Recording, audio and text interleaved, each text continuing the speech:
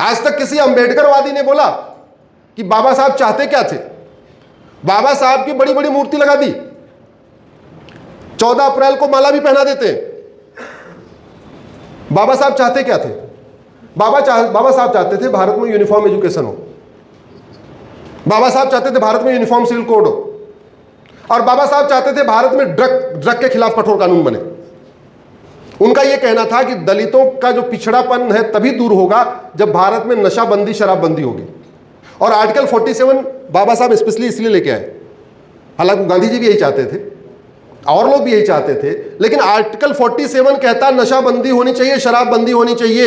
ये गांधी जी भी चाहते थे, बाबा साहब अंबेडकर भी चाहते थे। किसी अंबेडकरवादी ने संसद विधानसभा में कहा आर्टिकल 47 लागू करो, नशाबंदी शराबबंदी लागू करो, बोला क्या? जोर से बोलिए। इसका मतलब ये भी जुमला है। हाँ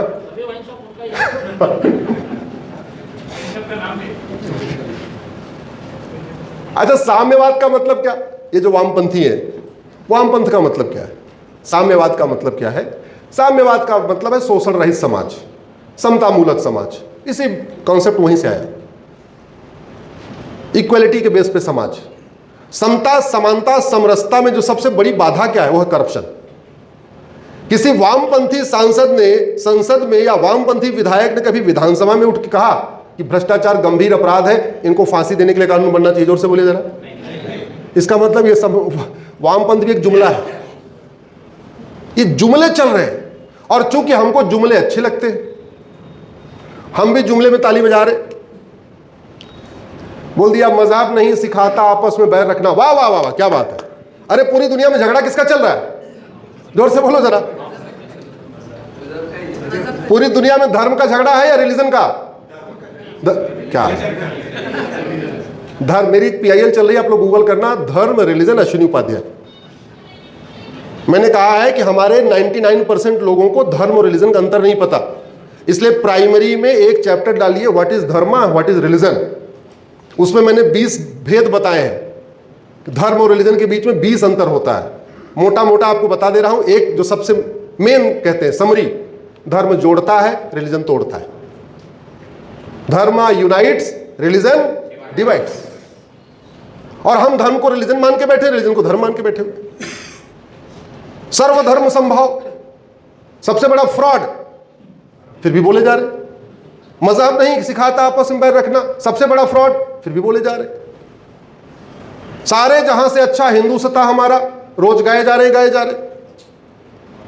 हर साल स्वतंत्रता दिवस मना रहे। अरे शब्दों का अर्थ तो सोचो। स्वतंत्र 2 शब्दों से मिलकर बना है, स्वतंत्र। स्व मतलब स्वयं का, तंत्र मतलब सिस्टम। तंत्र मतलब कौन सा सिस्टम हमारा है? एजुकेशन सिस्टम हमारा है, पुलिस सिस्टम हमारा है, जुडिशियल सिस्टम हमारा है, टैक्स सिस्टम हमारा है, एडमिनिस्ट्रेटिव सिस्टम हमारा है। कौन सिस्टम हमारा है? लेकिन इंडिपेंडेंस डे मनाना है, स्वतंत्रता दिवस मनाना है, कभी दिमाग नहीं लगाया अरे हम स्वतंत्र हैं या परतंत्र हैं। गुलामी का नाम चल रहा है, गुलामी का निशान चल रहा है, गुलामी की कुरीतियां चल रही, गुलामी की कुप्रथाएं चल रही, गुलामी की शिक्षा, गुलामी की पुलिस व्यवस्था, गुलामी की न्यायिक व्यवस्था, गुलामी की प्रशासनिक व्यवस्था, सब कुछ गुलामी वाला। और फिर भी कह रहे हैं सारे जहां से अच्छा। इस कार्य को प्रज्ञा भारती को करना पड़ेगा, क्योंकि प्रज्ञा भारती में प्रबुद्ध लोग जुड़े हुए हैं।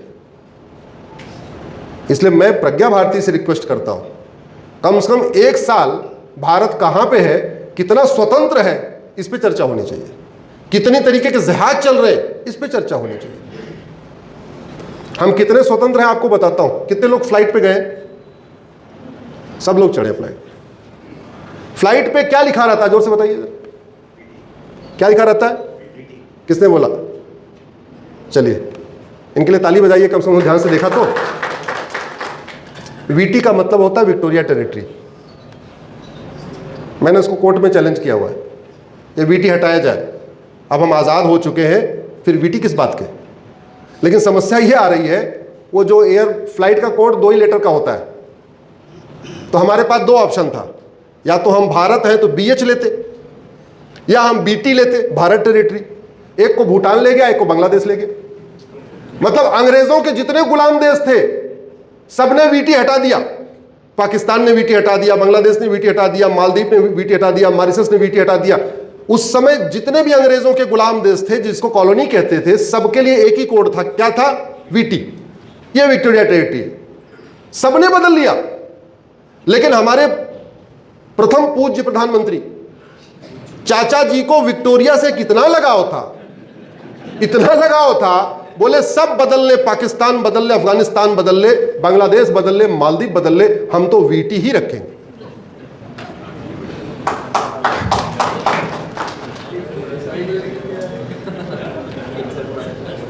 लैंड जिहाद हमारे लिए बहुत बड़ा खतरा है,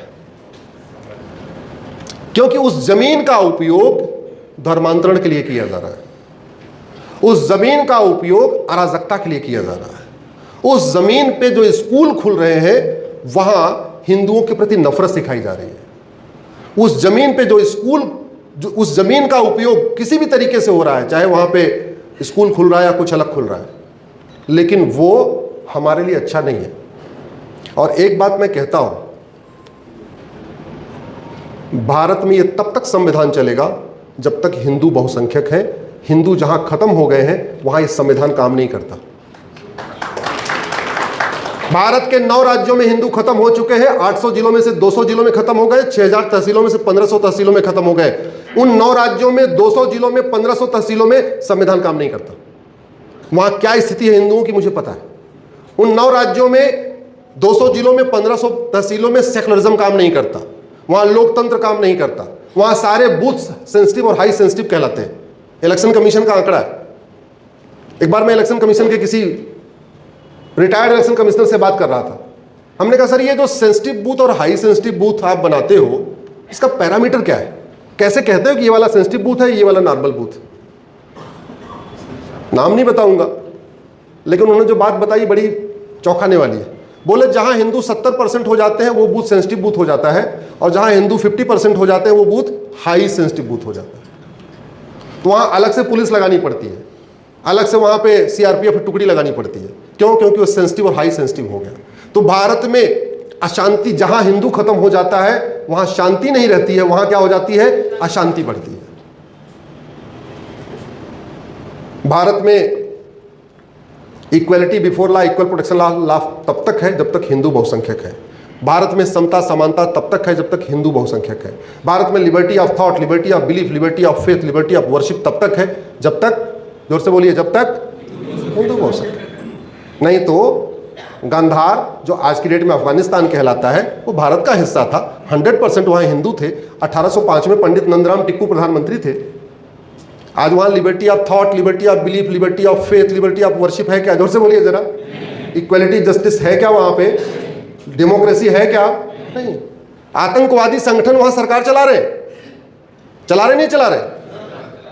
गए सब नेता भाग के वहाँ से, सब भाग गए वहाँ से। कौन चला रहा है? आतंकवादी चला रहे हैं। पाकिस्तान, जहां राजा भरत का ननिहाल, जहां से माता कैकेयी आई थी, क्या स्थिति है? Liberty of thought, liberty of belief, liberty of faith, liberty of worship है क्या? सेकुलरिज्म है क्या? अभी कुछ दिन पहले पाकिस्तान में एक सुप्रीम कोर्ट के जज ने बोल दिया सर कि पाकिस्तान के रहने वाले सब लोग एक समान हैं। कुछ गलत बोला था क्या? ठीक ही बोला कि भाई जो पाकिस्तान में है वो सब एक समान है। दूसरा सेंटेंस बोल दिया कि पाकिस्तान में रहने वाले सबको फ्रीडम ऑफ रिलीजन है। ये 2 सेंटेंस बोला था। सबको फ्रीडम ऑफ रिलीजन है और ऑल आर इक्वल। हमारे हाई कोर्ट, सुप्रीम कोर्ट के जज तो रोज बोलते रहते हैं, रोज बोलते रहते हैं। कभी कोई हंगामा हुआ क्या? जैसे ही पाकिस्तान के सुप्रीम कोर्ट के जज ने बोला सभी पाकिस्तानी एक समान है और सबको फ्रीडम ऑफ रिलीजन है, मुल्ला मौलवी खदेड़ लिए, घुस गए पाकिस्तान के सुप्रीम कोर्ट के अंदर, घुस गए। कोर्ट की हियरिंग चल रही थी, जज साहब अपना अपना जो है कोर्ट छोड़ छोड़ के भागे अपने चैम्बर में। आर्मी बुलाई गई, उनको पिछले दरवाजे से अपने अपने घर पहुंचाया गया। भारत में तो हाई कोर्ट, सुप्रीम कोर्ट के जज रोज ही बोलते रहते हैं। आज तक किसी को चैम्बर छोड़ के भागना पड़ा क्या? जोर से बोलिए। कभी हाई कोर्ट, सुप्रीम कोर्ट में सेना बुलानी पड़ी क्या? इस बात को सुप्रीम कोर्ट, हाई कोर्ट के जज भी समझ ले। ये लिबर्टी ऑफ थॉट, ये equality, justice, liberty, fraternity, unity, national integration, ये जितनी बातें हो रही है सुप्रीम कोर्ट में, ये तभी तक है जब तक हिंदू बहुसंख्यक है। बांग्लादेश के सुप्रीम कोर्ट के एक जज ने एक फैसला दे दिया था, पूरा बंग सुप्रीम कोर्ट घेर लिया, और जब तक इस्तीफा नहीं दे दिया सुप्रीम कोर्ट के जज ने, तब तक उसको पिछले दरवाजे से भी नहीं जाने दिया। आर्मी बुला ली गई थी, तब भी वो हटे नहीं, बोले पहले इस्तीफा दो, तुम्हारा फैसला गलत है। हमारे देश में कितने फैसले अब तक हो चुके हैं। केरल में एक मंदिर में जहां हमारी परंपरा के अनुसार नहीं जाते, उस परंपरा को तोड़ दिया। सबरीमाला, किसी ने सुप्रीम कोर्ट के जजों को दौड़ाया क्या? जोर से बोलिए, नहीं दौड़ाया। इसका मतलब सुप्रीम कोर्ट का सम्मान भी तब तक है जब तक हिंदू बहुसंख्यक है। सुप्रीम कोर्ट जितनी बातें कर रहा है वो तब तक सही चल रही है जब तक हिंदू बहुसंख्यक है। कभी आपने भारत की सेना को विद्रोह करते हुए देखा? पाकिस्तान की सेना विद्रोह करती है कि नहीं करती है? बांग्लादेश की सेना विद्रोह करती है कि नहीं करती? अफगानिस्तान की सेना विद्रोह करती है कि नहीं करती? भारत की सेना विद्रोह करती है? नहीं। भारत के सभी नेता अच्छी तरीके समझ लें, ये लोकतंत्र तब तक है, आपकी लोकशाही तब तक है जब तक हिंदू बहुसंख्यक है। नहीं तो पाकिस्तान, अफगानिस्तान, बांग्लादेश में आए दिन सेना जब मन करती किसी राष्ट्रपति को उठा के फेंक देती है, किसी प्रधानमंत्री को उठा के फेंक देती है। इसको हमें समझना पड़ेगा। हमको इस बात को समझना पड़ेगा कि जैसे सारे पेड़ एक समान नहीं होते, सारे फल एक समान नहीं होते, वैसे सारे रिलीजन भी एक समान नहीं होते। हमको इस बात को भी समझना पड़ेगा कि भारतीय रिलीजन और विदेशी रिलीजन में अंतर है। धर्म और रिलीजन में तो बिल्कुल अंतर है। धर्म जोड़ता है रिलीजन,